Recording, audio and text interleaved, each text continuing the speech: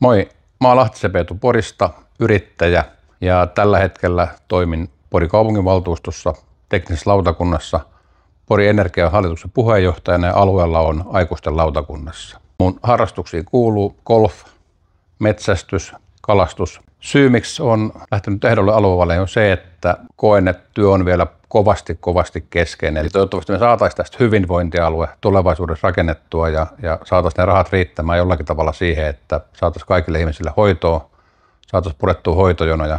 Ja toivoisin, että esimerkiksi palveluseteliä alettaisiin käyttää huomattavasti enemmän jonojen purkamiseen ja annettaisiin sitä kautta myöskin ihmisille valinnan vapaus siitä, että missä he haluaa tulla hoidetuksi tai missä he haluaa esimerkiksi vanhuksena nauttia vanhusten hoidosta.